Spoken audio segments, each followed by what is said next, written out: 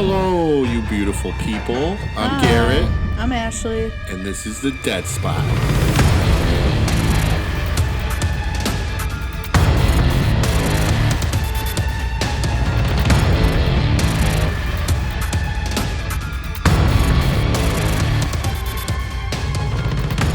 Yep.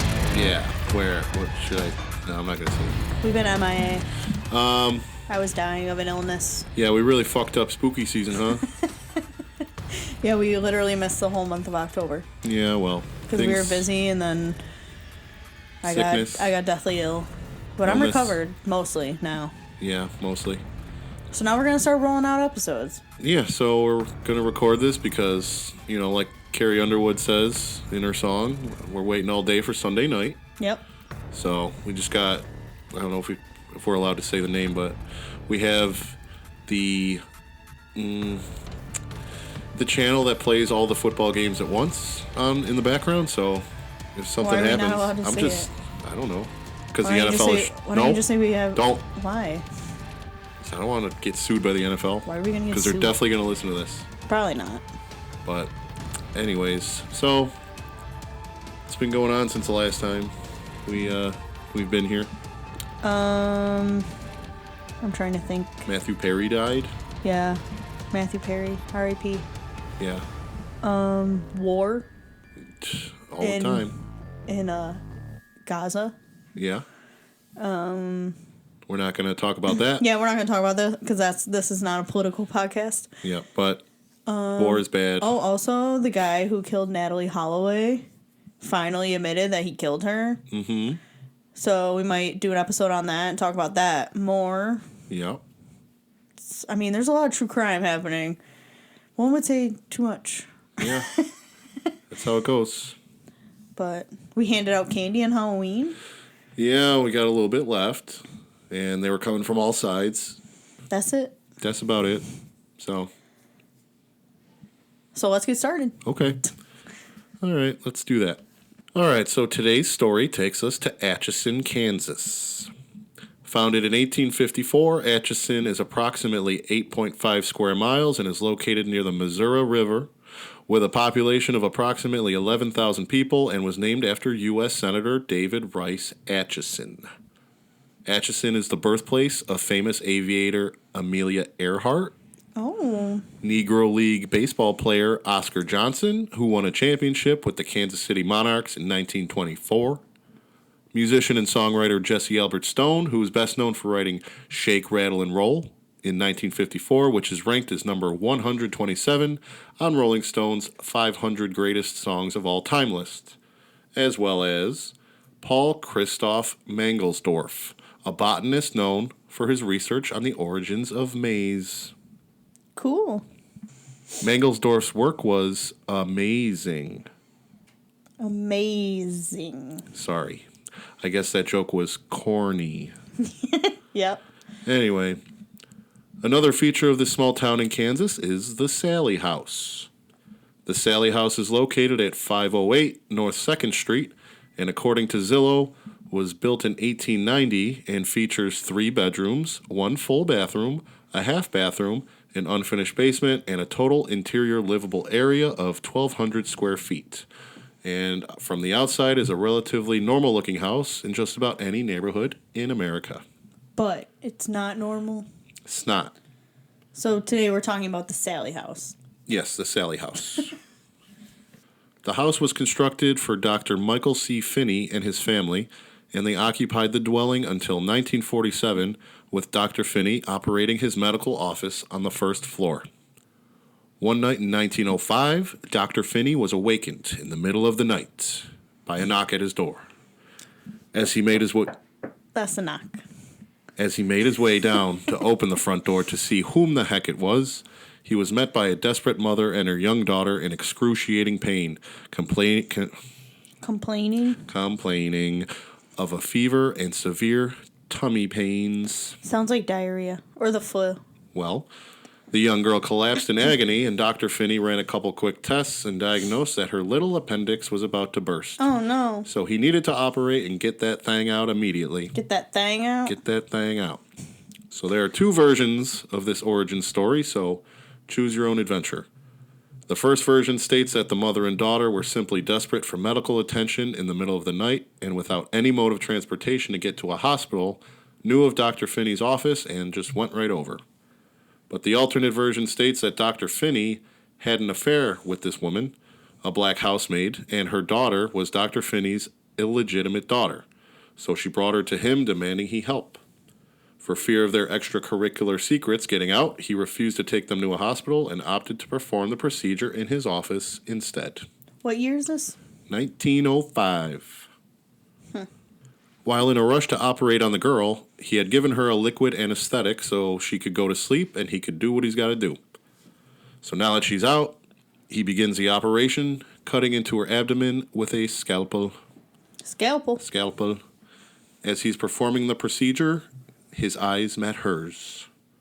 Dr. Finney had given her an improper amount of anesthetic. Wait, so she was awake? Didn't give her enough time to soak it all in, and she was still awake. Oh, okay. So he didn't even check to make sure she was asleep.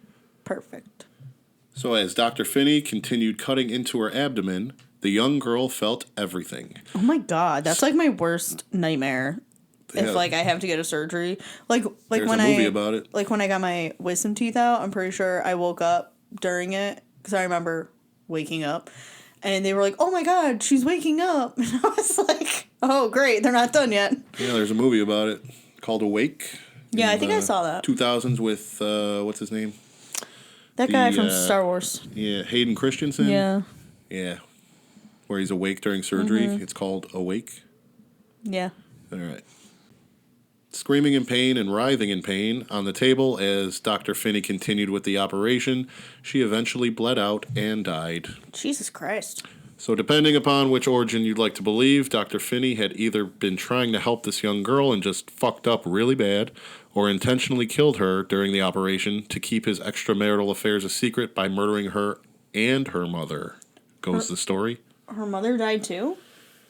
That's the alternate version of the story, so... But either way, it's fucked up. The young girl was dead. So, fast forward to the 1990s when the home was rented by Debra and Tony Pickman, a newlywed couple with a baby on the way. All right, so for the happenings within the house that we're going to discuss a little bit, I mostly reference Debra's book, which is called An American Haunting, I believe. Get it on Amazon? Yeah, you can get it anywhere. Well, the library. No, I think we checked the library and they didn't have it. But it's linked in the notes, so... Check it out. It kind of follows along with, like, the timeline of her book and everything, but I intentionally left some things out, so you will hopefully just go read it like a good person. Oh, yeah, which for the record, write it down that I had to read a book this time for this one. I can't believe you read a book. Because, it's from her first-hand account, so I figured it was worthwhile. It's a good source. So it was worthwhile to read this book, so... Anyways, Tony Pickman grew up near Atchison, while Debra was born in Buffalo, New York. Debra always had an interest in the paranormal, while Tony was raised in a devoutly Catholic household. When they met, Debra was nearing the end of a deteriorating marriage, and Tony was on the tail end of a bad relationship of his own. They both visited the same bar frequently and eventually got to talking. The stars aligned. They became inseparable, and they soon married at the local courthouse in November of 1992. And they fell in love. Oh, yeah. Deep. Deep. Tony and Debra, 3 months pregnant at the time, are looking for a place to settle down and start their life as a family. After visiting a few places that were less than great, Tony's brother stepped in with a lead. Just 2 blocks from the Missouri River, a rental house recently purchased by a local police officer was in need of tenants, although he had only owned it for a month before they checked it out. While the outside could use some repairs, luckily the interior recently had some fresh coats of paint and plenty of room for their little family, as well as their 3 cats and 1 dog, so they decided this would become their home and moved in on New Year's Eve, 1992. Some strange happenings began in early 1993, just several weeks after they made this house their home. Yeah, let's talk about the spooky stuff. It was their first Valentine's Day in their new home, and Tony went all out by presenting Debra with a large heart he had made with a poem in the center, and followed it up with a home-cooked Italian meal. That's cute. While this sounds like it has the makings of a Nicholas Sparks novel, this would be one of the final quiet, peaceful nights they would have here. Dun, dun, dun. Yeah. The activity started small. While snuggled up on the couch watching TV, their overhead light would slowly dim and remain dimmed for several minutes before it suddenly shined at maximum brightness, as if the light were on a dimmer switch, which it was not.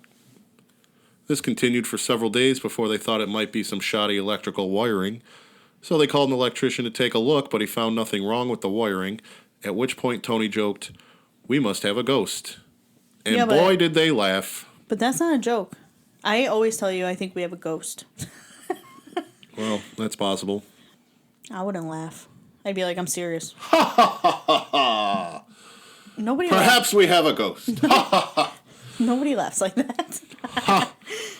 In the 90s they did. Okay.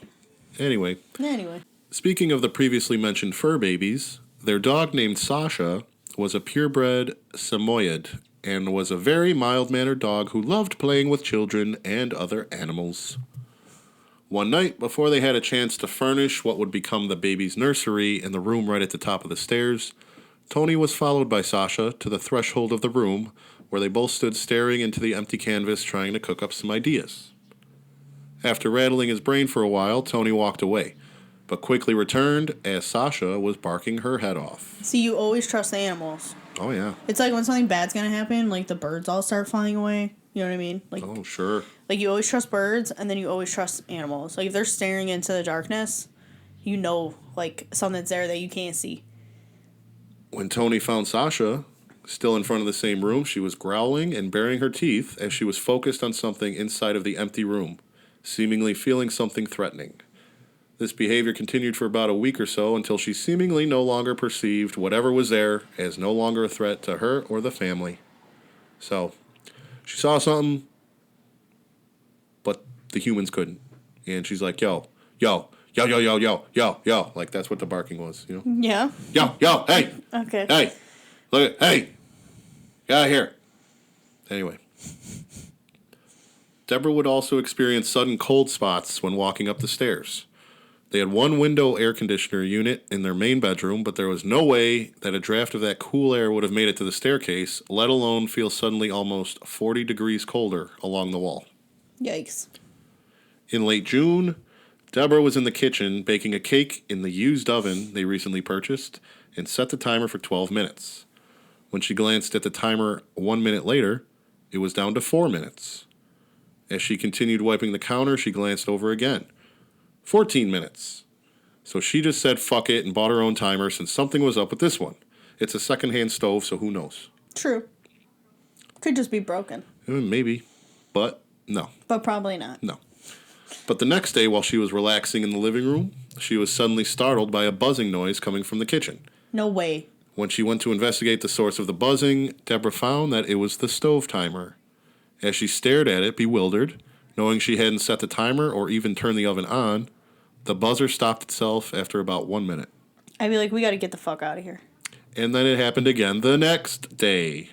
The first handful of times she would get up to turn it off, but it would keep happening, and eventually she just gave up. Did she just, like, take the batteries out?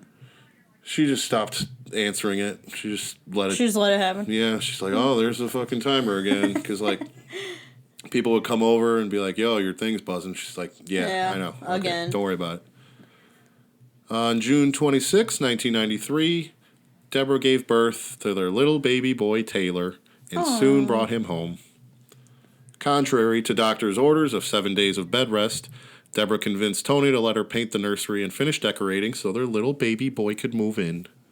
They decided to split the room colors evenly between pale pink and baby blue. One day while painting, Debra heard the phone ring in the other room and went to answer it, as you do. While she was on the phone with her sister Karen, Debra eventually walked into the nursery with the phone in hand. The line suddenly went dead. Confused, she backed out of the room into the hallway and heard her sister's voice calling out, "Hello? Hello, are you there?" Hello? Well, that was weird, huh? The conversation continues and Debra gets lost in the conversation and steps over the threshold to the nursery without even thinking about it. The line went dead again. Never having a problem with the phone before or since, Debra was led to believe that something in that room was causing the interference. That's spooky. Yeah. As they were trying to adjust Taylor to life outside of the womb, he would often sleep mostly during the day and awaken at night. His sleep schedule wouldn't straighten out, and Debra and Tony were exhausted, so they asked their family and friends for any advice. Lending a helping hand was Debra's sister Karen, who had also become a new mother 18 months prior, and she had offered to stay with them and help take care of Taylor, who was 3 weeks old at the time, so they could catch up on some rest. Thanks to Karen, Deb and Tony were able to get 2 full nights of sleep, which was desperately needed. Feeling refreshed and rejuvenated, the Pickmans decided to let their baby boy sleep in their room and take back responsibility of his nighttime feedings. So, thanks for stopping by, Karen. Thanks, Care. At the end of Karen's stay, Tony's sister-in-law, Jeannie, stopped by to drop off a high chair while no one was home. And she went to check out the nursery before she went to link up with Tony and Debra at Tony's parents' house. After a long day of hanging with the fam, they arrived home around 10 p.m. that night. As Taylor was sleeping in his car seat, they wanted to let him keep sleeping, so they just took the car seat out of the car and set him down inside while they began to unpack the car. Not sure how long the drive was, but Tony had to use the bathroom. So he went upstairs, because that's where the bathroom was. When Tony came back downstairs, he asked Debra if she had arranged the stuffed bears in the nursery, how he had seen them when he had glanced in there. She told him that she finished decorating by placing some stuffed animals all around the room, as one usually might do with a baby's room, but was confused as to what he had meant. So Debra, Tony, and Karen go upstairs to check out the scene. On the floor, in the middle of the room, the stuffed animals were arranged on the floor in a circular pattern with their backs to each other. Oh, no. Mm-mm. Now, they hadn't usually locked their front door at this time for whatever reason, but it was the 90s. It was the 90s. In a small town in Kansas. And Tony's brother George lived right next door. So they thought maybe he pulled a little prank and let himself in to do this while they were out that day. They also know that Jeannie had been there earlier in the day, but she did feel guilty for letting herself in and checking the place out, so they concluded that she had no part in it. Jeannie had even told them that while she was in there, that nothing was out of place. But she did also mention to Debra that while she was walking up the stairs to view the nursery, she was hit with a huge spot of coldness and felt uneasy. It's a ghost. Now, obviously bewildered and failing to find a conclusion as to how this happened, Tony, Karen, and Debra simply returned the plushies back to their respective shelves, shut off the light, and walked back downstairs. When they got back to the bottom of the stairs, Karen glanced back up at the nursery. In a loud, monotone voice, she said, "The light in the nursery is back on." I'd be like, we gotta get out of here. She asked Tony if he had turned the light back on, but if you've been paying attention to this point, of course he didn't. Of course not. So again, back up the stairs to see what the heck is going on up there. What the hell? A singular small bear that was usually seated in a tiny little wicker chair was lying face up in the middle of the floor. I don't like this. Well, they didn't either. Confused, Tony picked up the bear and returned him to his little chair, shut the light off, and the three of them walked downstairs again. Like, why are they just picking this stuff up so casual? Because they're like, that's weird. Whatever. Like, I'd be freaking out. It's been a long day. They're sick of this shit, so they're just like, please stop. Glancing back up once more, the light had stayed off this time. I thought you were going to tell me the light was on again. It's called suspense. Suspense. Later that night, before getting ready for bed, Debra went up to use the bathroom, while Tony and Karen waited at the foot of the stairs because of the crazy shit that happened earlier. Curious, Debra peeked into the nursery. In a low voice, she spoke out to Karen and Tony. "The bear is on the floor again." Oh my god, I'd be like, we gotta go. I'm not doing this shit. Tony and Karen rushed up the stairs to find exactly what Debra was looking at. The same wicker chair bear was lying on the floor, face up, just like it was before. No. So now, as you mentioned, they're like, yo, what the fuck? So they check for strings or magnets or hidden cameras, expecting Ashton Kutcher to pop out and tell them that they're being punked, even though punk didn't exist yet. I was gonna say, I don't think that was a show yet. Any evidence of some sort of physical prank, but none were found. Oof. So now they got to get to the bottom of this, and they call over Tony's brother Larry to discuss what had happened earlier that night. Larry took some convincing as he thought they were pulling his leg, but eventually he relented and showed up around 11:20 that night. So Larry's the skeptic in this situation. There's always one. They led Larry upstairs to show him the bear lying on the floor, explained everything they just dealt with, and he wasn't convinced. He offered some obvious possible explanations. Did the cats knock it over? Was a window open? Did somebody come in and do that? No, and no. Larry! No, Larry. At this point, nothing else had happened, and he was convinced they were just fucking with him, so they all returned to the living room for a bit of respite before Larry took off. Are we going crazy? They surely asked of themselves. But just then, Tony noticed a small Beanie Baby type bear he had gotten for Debra as a Christmas gift the year before seated next to the TV. While the bear was not out of place, it's usually facing forward. But Tony pointed out that it was facing the wall. Oh, no. They each took turns softly answering, "Not me," when Larry asked if any of them turned it around. Larry's solution was to simply walk over, pick it up, and face it forward again. Duh. Obviously. Finally, sensing that Tony, Debra, and Karen are genuinely searching for answers, Larry pushed aside his skepticism and mentioned that his boss's sister Barbara is a psychic because, of course. Of course. So his boss's sister Barbara was named Barbara Connors. Barbara Connors lived in California but grew up in the area and was set to make a visit soon. Larry said he would talk to his boss about it and would talk to them tomorrow, as he went out the front door and closed it behind him. So it's now 1:35 a.m., and they all decided that instead of sleeping separately, they'd all set up camp together in the master bedroom where they could lock the door. Because we all know ghosts can't unlock doors. No, they can't. But they forgot to bring the TV and VCR upstairs from the living room, because it's 1993, so they could watch movies that they rented. Another trip downstairs. Karen and Tony go down to retrieve the cumbersome equipment. Karen grabs the VCR and tapes. Tony with the TV and cords. I'm not sure how big the TV was, but again, it was 1993, and them tube TVs are heavy as shit, at any size. As they made their way towards the stairs, Tony saw something move quickly out of the corner of his eye where the TV previously was. Obviously startled, Tony and Karen rushed up the stairs and burst into the bedroom to Debra's surprise. They eventually settled in to watch one of the 3 movies they rented. Ironically, 2 of the films they rented were horror films. Oh, God. But for obvious reasons, they opted to watch the 3rd tape they rented, which luckily was a comedy. Although she didn't mention in her book which movies they were, so I can't tell you. Tony then has a phone call with his mother and tells her what happened that night. After a few moments of silence, she mentions that she knows the former tenants of the home, and she'll talk to them to find out if they ever experienced anything similar. Because again, of course. Like, why wouldn't she know the people who used to live there? Of course she would. Tony's mother reached out to her acquaintance who happened to be the mother of the previous tenant. The woman's daughter mentioned she would often smell strange, foul odors throughout the home, and that the current nursery used to be her son's room. She would constantly be picking up his toys, blaming him for making the mess while he'd tell her each time that he hadn't been playing with them. The woman's daughter had an imaginary friend whom she'd play with for hours in the closet. Oh, no. The girl told her mother that her imaginary friend's name was Sallie.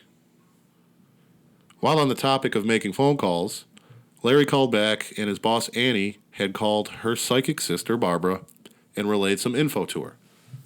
Barbara's response, based on the secondhand information she was given, was that she felt as if the spirit was that of a young girl between 5 and 13 years old who felt comfortable in the home and was also protecting the baby. Oh. Well, I mean, I guess that's good, right? You would think so. Oh, God, so it's not good? No, it's good. I mean, protecting the baby? Well... Like, that's free babysitting. Okay, but not really. Kind of. Being the age of a child, that would also explain the movement of the teddy bears as she was potentially playing with them, as a living human child would. Barbara had also mentioned one last bit of info that Larry passed on to Debra. The spirit's name was Sallie. Okay. There's no way for her to know that. Psychic. Debra took all of this info into consideration and figured that the previous tenant's daughter was playing with a ghost, which is what I figure is what most imaginary friends usually tend to be. Deborah also wondered if this spirit was the reason Taylor was awakened so often in the middle of the night. Was this little girl waking the baby to keep him from succumbing to SIDS? Was she making sure he was breathing in the middle of the night? Deborah took solace in the theory that their spirit was a protector of their newborn child. Okay. Yeah.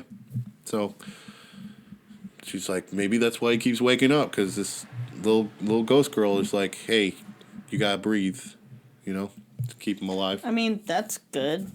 I mean, it's annoying that he keeps waking up, but good, I guess. Yeah.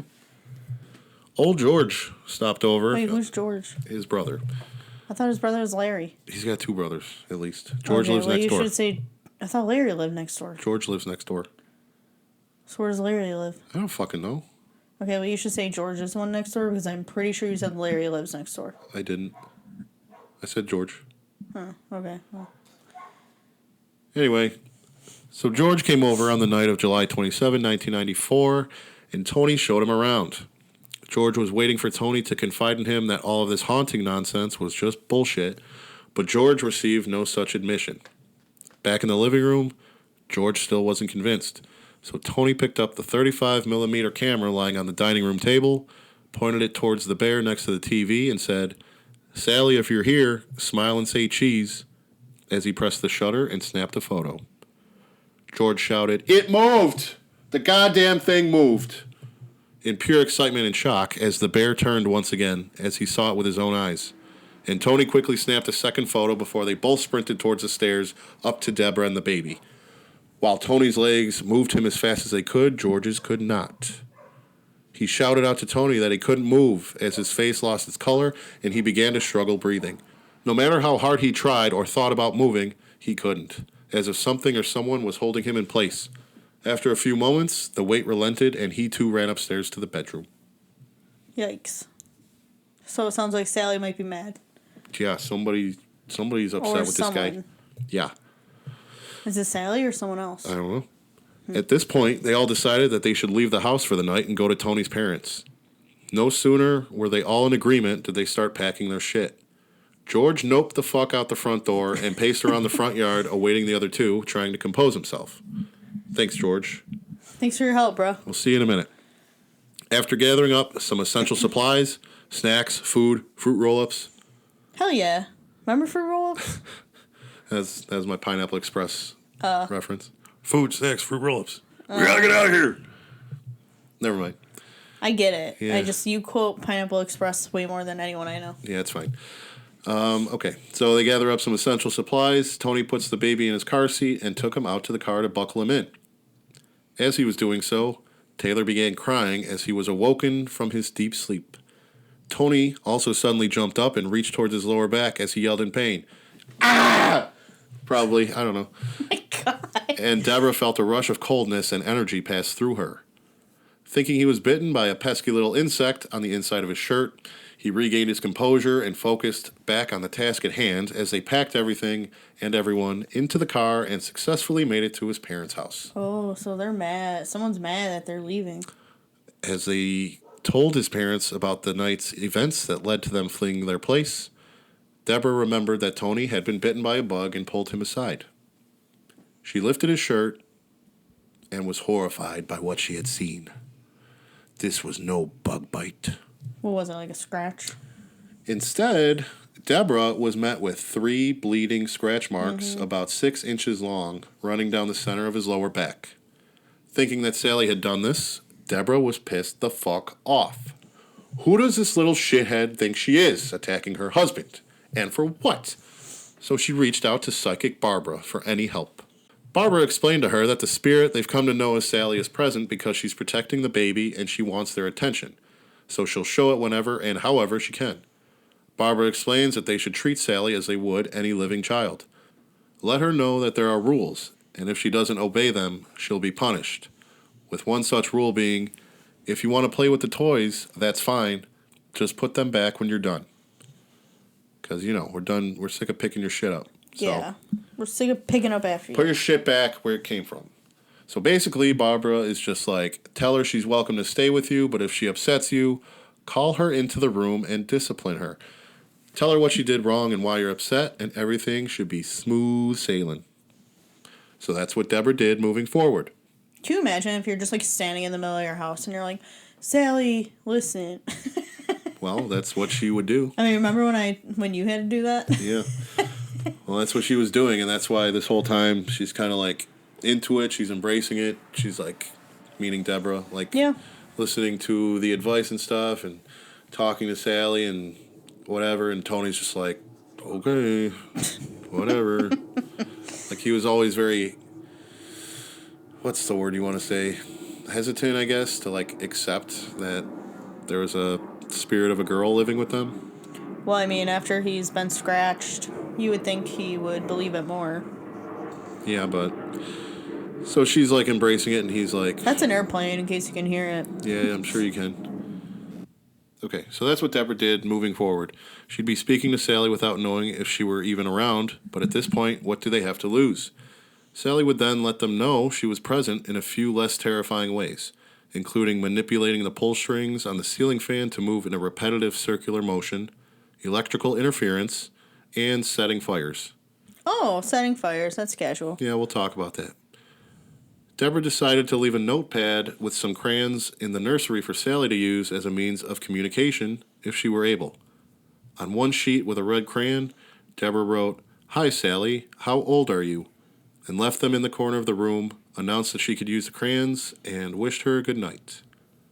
Now, for those of us who were living throughout the 90s, we used to have to take film from a camera to a store to get them developed. So finally, the roll that contained the pictures Tony snapped the other day were finally ready, and the photo he took came out very strange. The photo was blurry. Not a motion blur, as if, he moved while he snapped the photo, but only the center of the image was blurry, while the outer edges were perfectly crisp and clear. Ooh, spooky. The blurry spot resembled a person's head and shoulders. Yikes. As if when Tony called out for Sallie to say cheese, she was like, I bet, and got up close to the camera. So Debra felt the need to do some digging into the background of the home they were renting and was assisted by a friend of George who shared an interest in the paranormal and supplied her with some historical records. So earlier I said Zillow said it was built in 1890, but based on her findings, it was built in 1872 by the Finney family, who owned other lots of land near the home. The property stayed with the Finney family until 1946. The property changed hands several times until 1958, then mortgaged to two single women until 1991, and once more in 1992, 1 month before they moved in. While perusing other records, searching for any young girls named Sallie associated with this home, long story short, came up empty, as they could not find any definitive record of any girl named Sallie living or dying there. However, there was someone named Sallie Isabel Hall who lived and died nearby, but not at the home. Sallie Isabel Hall's obituary from the Atchison Daily Globe, dated February 23, 1905, reads, Sallie I. Hall, colored. Their words. Colored? Jesus Christ. It's 1905. It was their words. Ugh. Anyway, Sallie I. Hall, colored, wife of Will Hall, who works at the Wolters Brickyard, died this morning, and the funeral will occur Sunday at 2 p.m. from the 6th Street Baptist Church. Wait, so is this the little girl with the appendix? No, this is like a 34, 35-year-old woman. Oh. Hold on. She died this morning. Blah, blah, blah, blah. Yeah, right here. Mrs. Hall was only 34 years of age, but had given birth to 14 children within the past 16 years. God damn. All had died at birth, but 3 girls and a boy who survived their mother. Maybe that's why she's protective of the baby, because all her kids passed. Maybe. The oldest is 16 and the youngest is 2. A baby was born a week ago. Think of the suffering, think of the tragedy crowded into one brief life. Every year, there has been a birth and a death at the house, and this year there have been 4 deaths. An uncle at Christmas, a sister of Will Hall a few weeks ago, the baby a week ago, and now the mother. The family lives in the alley east of 2nd Street and adjoining mound. Wait, they live in an alley? Or like a house off the alley? It's like the location. It's not in the alley. It's in a home. Oh, that's sad. Yeah. Also, that's a lot of kids to give birth to. God dang. So, Could this woman be related to the source of the origin story? Maybe. Maybe. I don't know. Let's find out. Well, We don't know. It's kind of up to you. So do with that what you will. Anyway. I mean, that would make sense if it was her because they said she's, like, super protective of the baby. Mm-hmm. So, but, like, what if she thinks that's, like, her baby? And that's why she, like, scratched Tony when he was trying to leave. Like, you're trying to steal my baby. Yeah, maybe. On July 29th, Barbara arrives for an in-person visit later that night. But before she does, Tony gets home from work and George comes by with laundry to do. Why he couldn't do it at his place next door, I don't know. I was just going to say that. What, George can't do laundry at his own house? I guess not. As his load of clothes was finished, he went to take them out of the washer and walked past the bathroom door and out of the corner of his eye caught a glimpse of what he thought was a nightlight. There were 2 votive candles on top of the toilet tank. Votive candles are small candles intended to be burnt in an act of prayer, and both of the wicks of them were lit. Mm-hmm. So a votive candle is like your Keith Morrison candle up there? I know what a votive candle is. Yeah. So we have a Keith Morrison one. Anyway, none of them had the opportunity or time to have snuck into the bathroom and light these candles, so as she was told, Debra scolded Sallie for lighting these candles and explained that fire is bad. So cut the shit. Barbara arrives and begins her walk through the house, feeling things out and assuring the spirit or spirits present that she meant no harm. Barbara, seemingly channeling Sallie, told Debra that she doesn't like how Debra scolds her and says that there are too many rules for her to keep track of.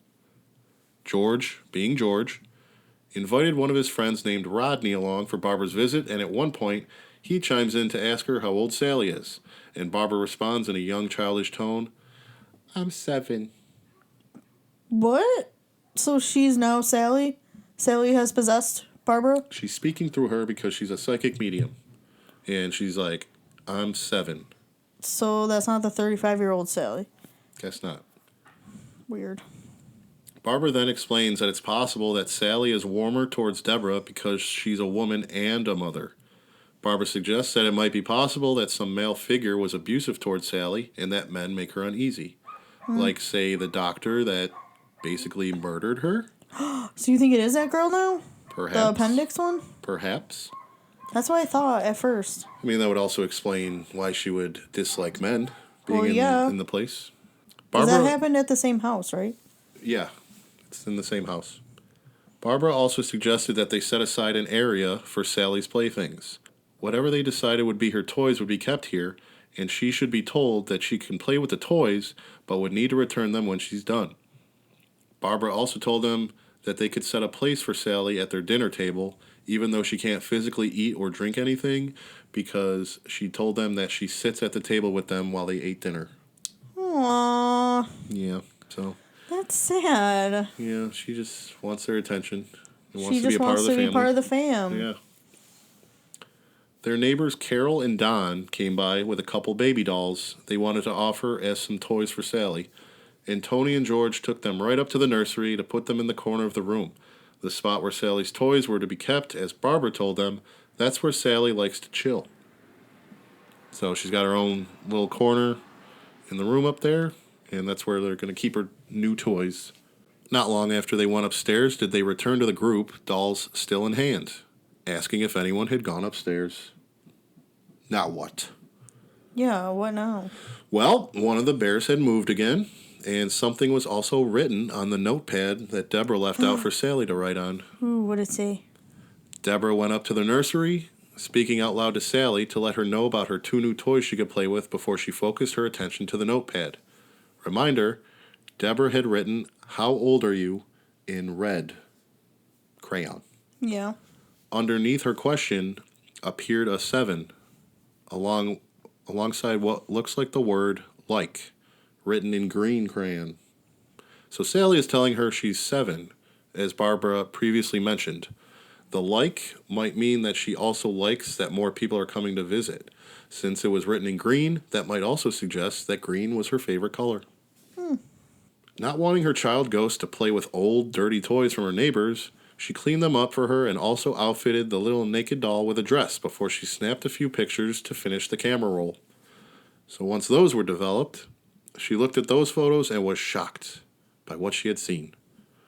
One photo she took of Sally's corner with her new dolls. Everything was relatively normal, aside from a giant, semi-transparent dark swirl in the center of the photograph in front of the dolls. Yeah, it's Sally.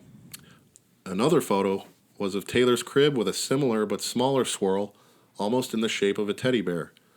A few other photographs taken the same night featured similar mist-like formations and streaks of light, which she at first thought and hoped were merely errors while developing, but these anomalies only appeared in these handful of pics. So, a little more than a coincidence, or a printing error, developing error, whatever you want to call. Mm-hmm. One morning in September, an unfortunate and disturbing event occurred. I guess I could offer a bit of a trigger, but I won't tell you what. Okay. Because it would ruin the surprise. Anyways, Deborah's work schedule had her working during the morning, while Tony worked overnights. Deborah started a load of laundry and tossed the clothes into the dryer while she went to shower before work. She then came back down to grab a few items she needed from the dryer and left the rest inside as she was running late. Once Tony woke up from his slumber in the early afternoon, he noticed that some of the clothes were still damp. So he shoved them back in and started the dryer up when he suddenly heard a strange noise. Something was making loud thumps. Oh my god, don't even tell me the baby's in the dryer. Thump, thump, thump, thump, thump, thump, thump, thump, thump. I'm not going to be able to handle it. Tony just thought that Deborah must have put a pair of sneakers in the dryer and continued on with his day. He turned on the stereo to start bumping some tunes. Oh my god. And goes to retrieve the vacuum from the closet to do some light housekeeping. As he stepped away from the stereo, it shut itself off. So he turns it back on. Steps away, and it turns off again. After playing this game several times, similar to Deborah with the stove, he says, fuck it, and leaves it off. Tony plugs in the vacuum, and just like the stereo, it shut itself off. On, off, on, off, on, off. He called out for Sally to cut the shit, and he was able to finally vacuum the downstairs. Deborah returned home from work later that day, and Tony filled her in about the stereo and the vacuum, as well as a strange thumping sound. Deborah was confused, as she knew that she definitely hadn't put a pair of sneakers in the dryer that day, so she goes to empty the clothes out of the dryer. As she begins pulling items of clothing, she notices strange brown spots on them. Unsure and confused as to what caused this, she kept them in a separate pile from the seemingly unaffected items. Item after item. What the heck is this? Did someone leave a pen in their pocket? Was that what was causing these stains? But then she realized that the brown spots were dried spots of blood. Deborah stared in horror as she realized that their small kitten had climbed into the dryer to lay amongst the warm clothes without Tony noticing a thing before he started the 90-minute drying cycle.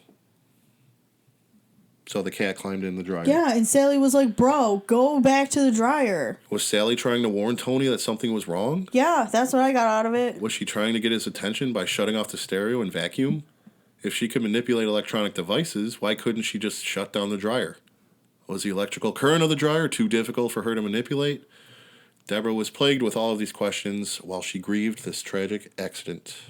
I mean, I really thought it was going to be the baby, so thank God it wasn't that.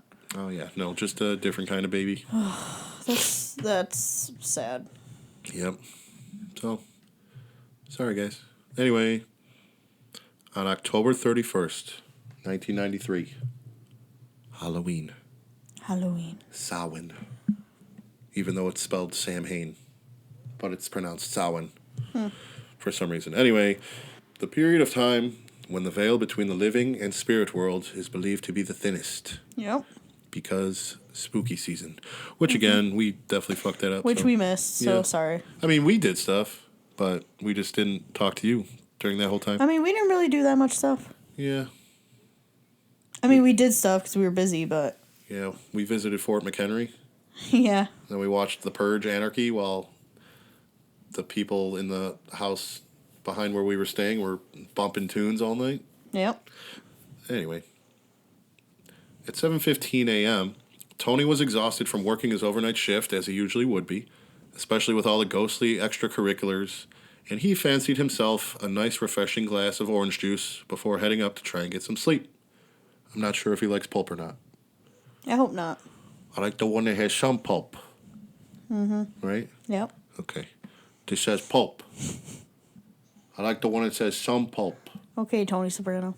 Anyways, as he fills his glass, closed the container, and was about to raise the glass to his parched lips. Ew. Why'd you say it like that? Because they're parched. Ew, I don't like that. Lips. He turned around to find that he wasn't alone. Right there, in the kitchen, stood a little girl with big blue eyes and curly brown hair with a large fancy bow affixed at the top. She wore an old-fashioned dress with white lace and puffy sleeves. She stood there curious and motionless, staring at him. So he actually saw her? She As was like an apparition? As he stood in shock and stared at this girl standing right in front of him, the glass slipped out of Tony's hand and crashed to the floor. When he looked down at the mess he had just inadvertently made out of terror, he looked back up and the girl was gone. So yeah. It was Sallie. She's like, sup? Once again, he ran up the fucking stairs to go burst into the door. Oh, that's always a solution. Just run up the stairs. Just like Kramer busting through the door in Seinfeld. He burst through the bedroom door, gasping for breath, telling Debra, I saw her. God damn it, Debra, I saw her. Before his legs gave out and he collapsed to the floor with his upper half lying on the bed.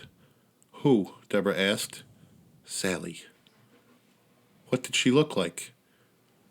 She's cute as hell, he said. Aww. He said Barbara was right. She's cute as hell. Being a bit of an artist, Tony had to sketch out an image of the girl he had seen. Through shaky hands, he had done just that. Debra then put the picture in a frame and placed it alongside other family photos in an effort to show Sallie that they acknowledged her and considered her to be part of their family. Aww. Again, the regular activity would continue. The swinging ceiling fan balls, candles mysteriously being lit, electronic toys playing music, baby binkies going missing, and even their TV remote. Getting real tired of the fire bullshit, Debra spoke out to Sallie and told her to stop setting these goddamn open flames everywhere. Yeah, Sallie, what the heck? And instead suggested that she light the oil lamp on the table as the flame was contained of a glass bulb, so it would keep the flame under control, and she would indeed use this oil lamp several times.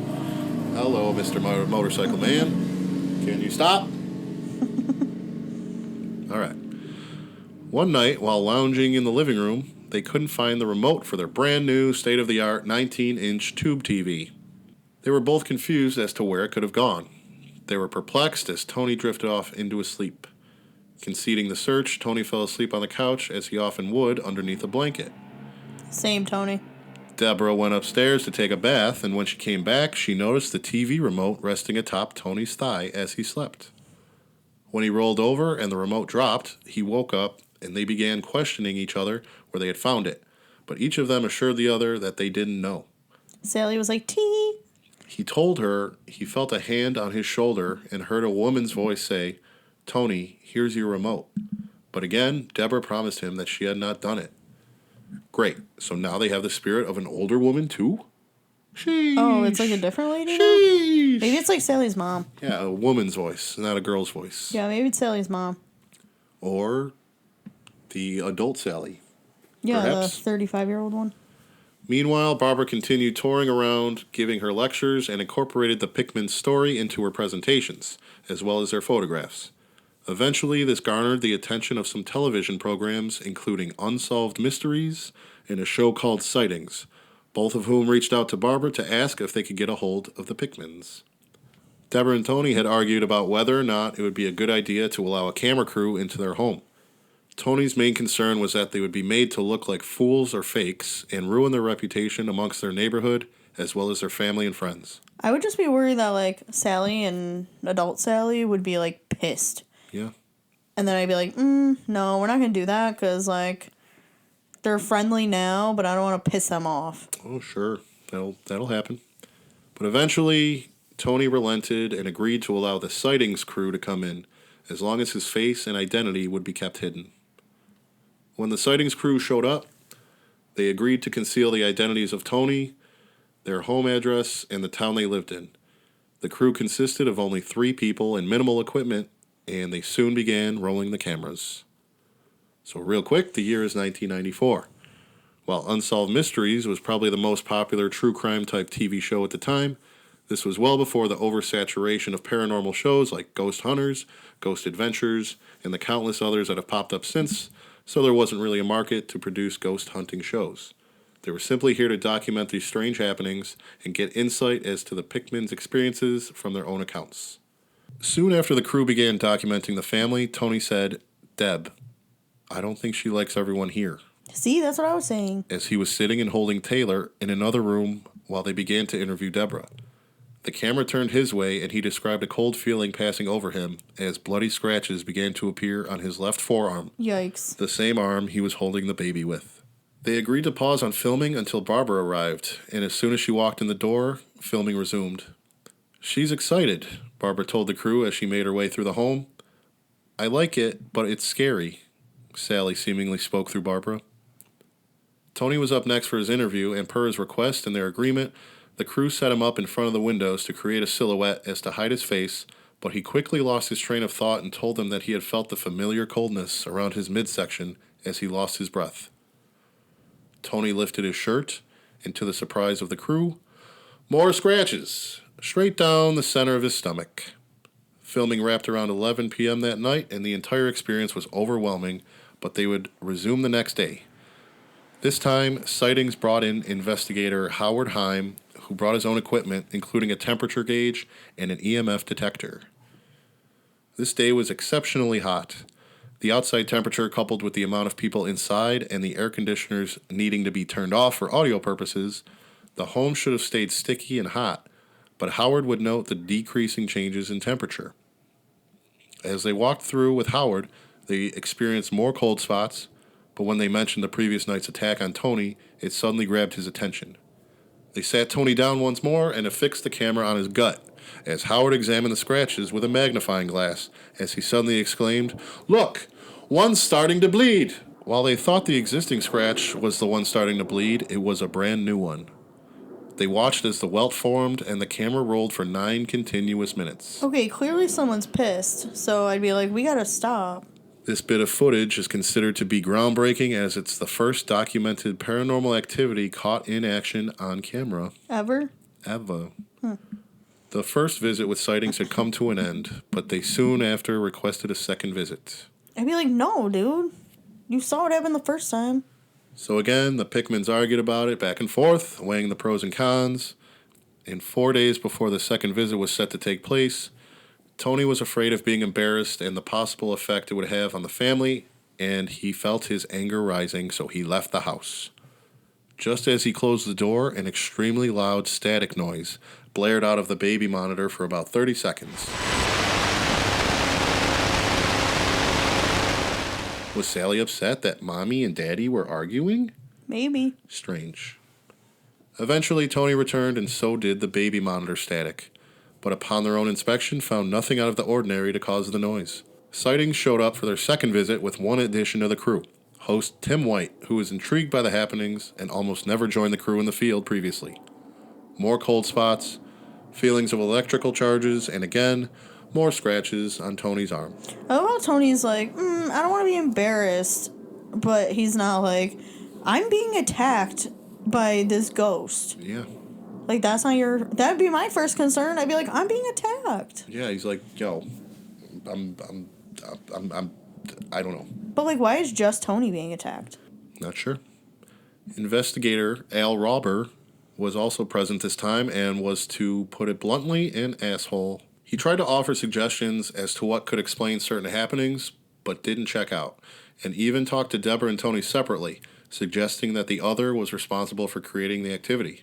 Also, without any ounce of logical reasoning, mentioned that maybe one of them had been molested as a child, which could have energized poltergeist activity. What? Yeah, so this guy was just being shitty. I'd be like, you can leave now. So, again, more of that same stuff as the first time, but that concludes the second visit.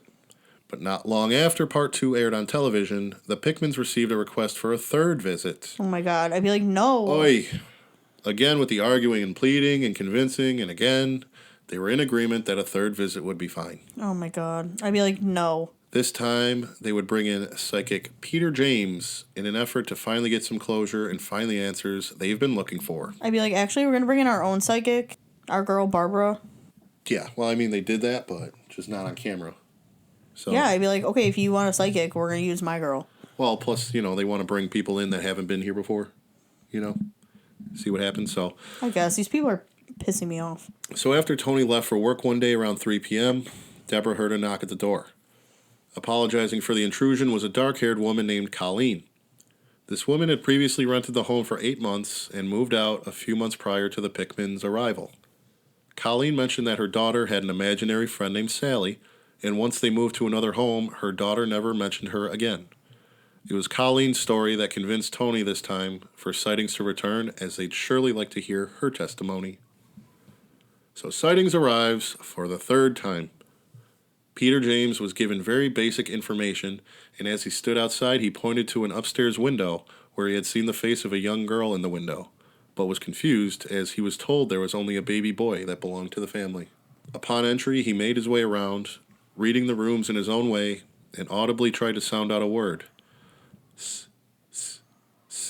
Sa, before he suddenly stopped and pointed to the top of the stairs. There's a little girl standing right there. He held out his hand to tell the cameraman to stop approaching, as he might have spooked whomever or whatever was at the top of the stairs. Debra overheard Peter as he asked into the space upstairs, "Hello? Can you speak to me? Sallie, is that your name?" as he slowly climbed the stairs. As Peter went upstairs, Colleen arrived for her on-camera interview and, similar to Tony's request, was set up as a silhouette to keep her identity anonymous. She told the cameras about her 5-year-old daughter's imaginary friend and that they'd play in the closet. She would scold her daughter for leaving her toys out, but would tell her that Sallie did that. Sometimes her daughter would act out of character and tell her mother, "Sallie told me to do it." Peter was then joined by the others as he mentioned that outside of the master bedroom he felt a strong resistance. Something didn't want him to enter that room. Tony was feeling overwhelmed and began to pace the hallway before complaining of a stinging pain in his lower back. Oh my God, again. Can you guess what happened to Tony this time? He got scratched. As again? Tony lifted his shirt, on his back were more scratches. But these scratches were different. These scratches formed the letters M and C. That's weird. Oh, yeah, that's suspicious. That's weird. As Peter was trying to comfort whatever was trying to keep him out of the master bedroom. Did I say comfort? Yeah, you said comfort. You mean confront? Oh, yeah. Whatever. As Peter was trying to confront whatever was trying to keep him out of the master bedroom, he mentally asked who was in there, but all he was given as an answer was the letter B. B? B. Peter reported that 3 people died in the house.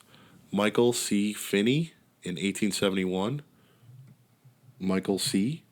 MC on the back? Perhaps. Ooh. In 1871, James Finney in 1900, and Kate Finney in 1918.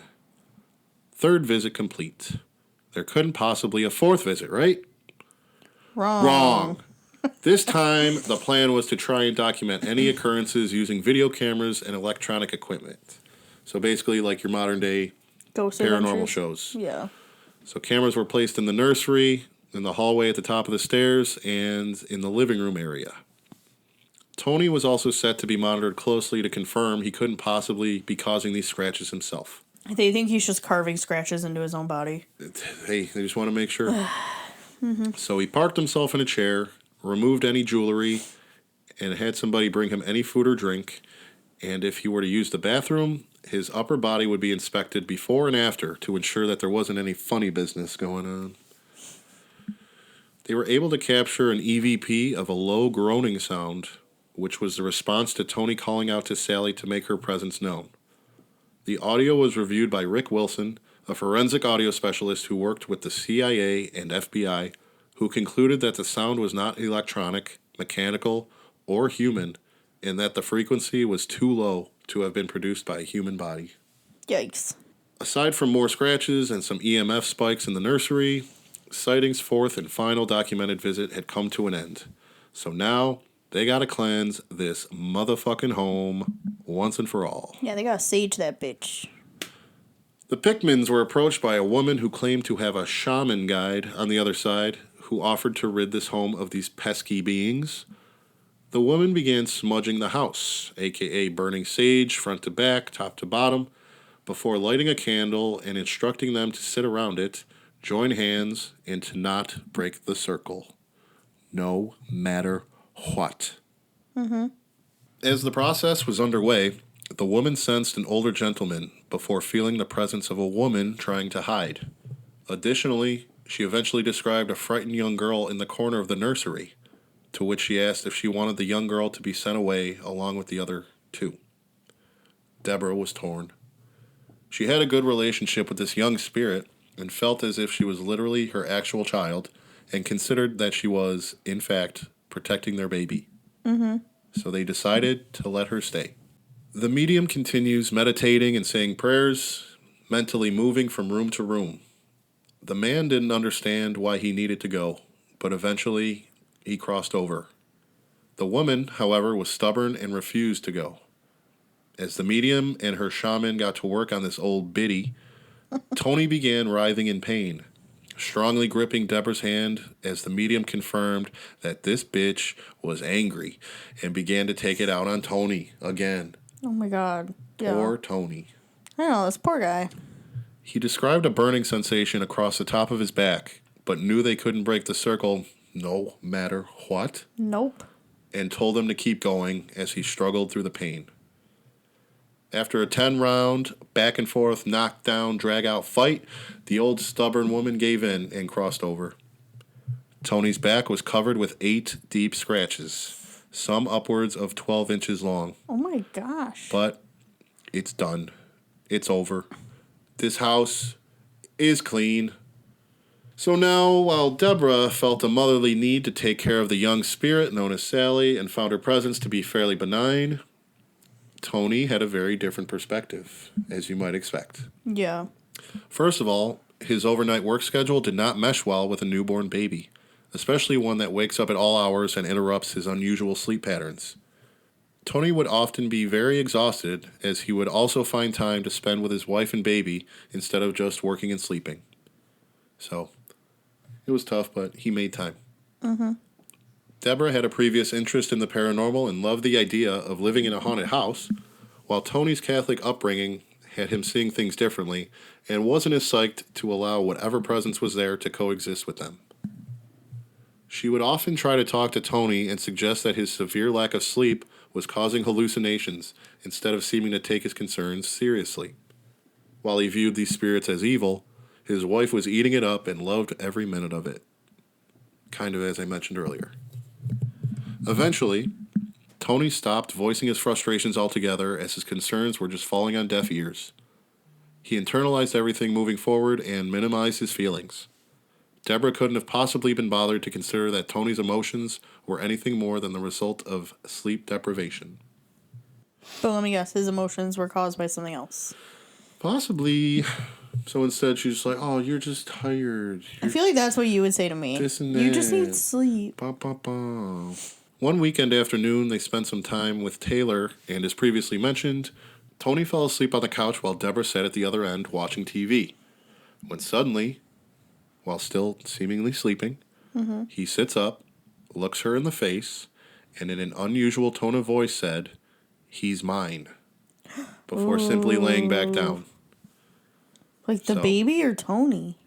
Well, I mean... I'd be like, alright, we gotta get the fuck out of here. It could be something taking over his body. Yeah, that's what it sounds like. Could be the lady talking about the baby.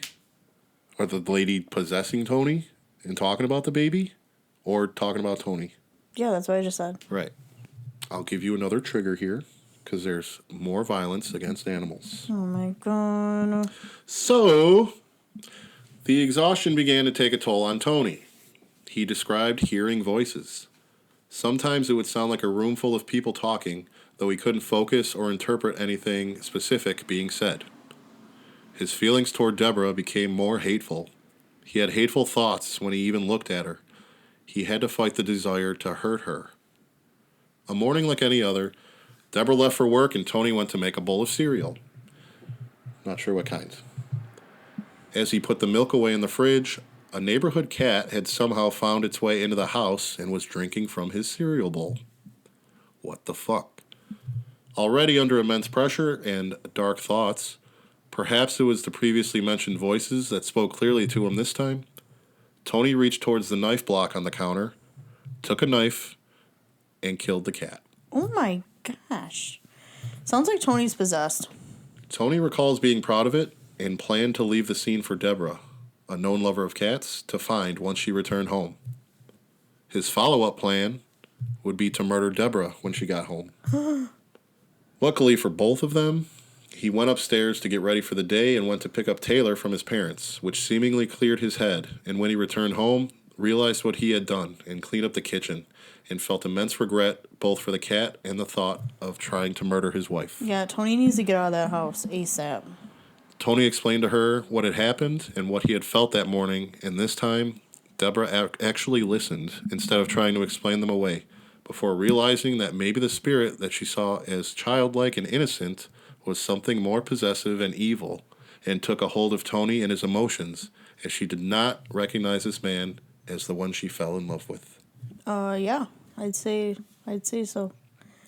That'll do it. They finally moved out of the Sallie House on October 31st, 1994. On Halloween? Halloween, again. So, 1 year after he saw Sallie, or whomever, in the kitchen, they finally moved. Since leaving the home, Debra has come to terms with the idea that Sallie wasn't the lost spirit of a little girl at all, but possibly a demon. When Tony sat up while still snoozing and looked Debra in the face and proclaimed, "He's mine," was it this demonic entity telling her that it had possession of Tony? I think so, yeah. I mean, we just said it a few minutes ago, so. But possibly that, or saying that the baby belonged to her. Either way, it's not good. Not good. After the Pickmans moved out of the house in 1994, a new family moved in and reported no similar occurrences happening while they occupied the space. Well, that's weird. Oh, yeah. But the Pickmans did experience some more activity in their new dwellings, including what else but scratches on poor old Tony. Are you kidding? So the spirit followed them. Yeah. Sounds like an attachment. And it's just Tony. Poor Tony, man. I'm saying. So it's suggested that the tenant who moved in after Debra and Tony did something less than cool. In the basement, property owner Les Smith discovered a large pentagram drawn on the floor of the basement, where it's believed that they were attempting to summon a demon. Are you kidding? The new owners? The new tenants. So it's a rental property, but yeah, the people who moved in after they left. So their stupid ass was kicked to the curb, and the pentagram was painted over with black spray paint, though it's also reported that a paranormal group who visited the home attempted a ritual to cancel out and close any previous rituals. In 2011, during an investigation by livesci-fi.tv, a sweater was accidentally discovered in the attic, hidden underneath the insulation. That would be a neat vintage find if it weren't covered in blood and what appears to be stab holes. Oh. Oh, yeah. So it was just a bloody sweater chilling in the attic. That's ominous. The sweater was a Sears and Roebuck white sweater made between 1970 and 1996. Puncture holes are present in the front and the back, and large blood stains cover the lower abdomen area, the back, and the right elbow. According to Tim Wood of livesci-fi.tv, weeks before he had investigated the house, he had a dream that took place in the living room while he was accompanied by an unknown boy. Quote, "The boy walked me up the stairs and brought me to the master bedroom closet. Shortly after that, in my dream, I saw the boy wearing a blue sweater, chained to the pipe, and bleeding out from several stab wounds. Could this be a premonition of something that occurred in this house, or could it be just a sweater that was used as a rag?" I don't know. After the discovery and the strange dream, luminol was used to test for the presence of blood. Luminol is a chemical that is used in forensic investigations to confirm the presence of blood, and the chemical mixed with any traces of blood will illuminate as a shade of blue when shown in darkness under a black light. both the dark brown spots on the sweater and the area inside the closet of the master bedroom tested positively for blood. Since then, including the aforementioned livesci-fi.tv investigation that they have some clips on YouTube, countless paranormal investigators have passed through the Sallie House to conduct their own research. The Sallie House was featured on the television shows Sightings. In case you forgot, they were there 4 fucking times. I didn't forget. Ghost Adventures, Paranormal Witness, A Haunting, and Death Walker with Nick Groff, formerly of Ghost Adventures. It was also the subject of the made-for-TV movie titled Heartland Ghost. So, if you want to visit the Sallie House, you could very well do that. Self-guided tours are available for booking and last around 1 hour. For about $20 per person, you can walk around the house and learn the history of the location via postings on doors around the home. Or, if that's not good enough, and you need more time in this demonic house, you're in luck. You can also book overnight stays. No thanks. Via visitatchison.com. Check-in time is 3 p.m. and checkout time is never. Oh. That's the Office reference. Just kidding. Checkout time is 9 a.m. From November to August, it'll cost $125 per person with a minimum of 2 because never stay overnight in a demonic house alone. True. And September to October, spooky season, $150 per person. A few of the house rules include attendees must be at least 18 years of age, though attendees under 18 must have a parent or guardian present. Like, why would you bring your child? Because they're really cool. They're a cool mom. Not a regular mom. The basement is inaccessible. Guests must bring their own sleeping bags, blankets, and pillows, so you cannot sleep in the beds. No cooking. No attempts to cleanse the house. I'm sure they mean spirit-wise and not like cleaning. Yeah, I'm sure too. And most importantly, and I would say this goes for literally anybody, anywhere, at any time, no Ouija boards or seances. Photo, video, and audio recordings are encouraged under the condition that you share anything you might capture. And that's all I got for the haunted, demonic Sallie House. It's spooky. Yeah, it was really spooky. So yeah, I'm sorry I didn't look into what they're up to nowadays. I just wanted to know if he still like has an attachment. I'm not sure. I can't tell you. Because you said it like followed them to their next place. Yeah. Well, I guess I fucked this all up then. Oh my god, no you didn't. Relax. I'm sorry. Relax. In case anyone's listening that's listened to the first episode that we did, I don't do enough research. So that's my bad.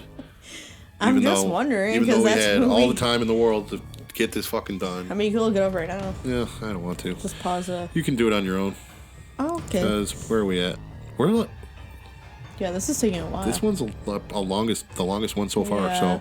So yeah, no, I'm not going to look it up now. If you guys are interested, you guys can look into that yourselves. So again, most of my information came from Debra Pickman's book. And there's more details and more stories in there that I didn't mention, so you should go read that. As far as Tony goes, pretty much the only thing I saw about them is that they were still married, at least as of a few years ago when the article I saw was published. So they're still kicking around. Okay. That's all I got for you this week. So we got Instagram, Twitter, and TikTok. DeadSpotPod, all one word, and email is deadspotpod@gmail.com. So, all right. So thanks for coming. Sorry it took so long if you were waiting for the next episode. Yeah. So yeah, thanks for listening. And we'll catch you on the flippity flip. Bye. Bye bye.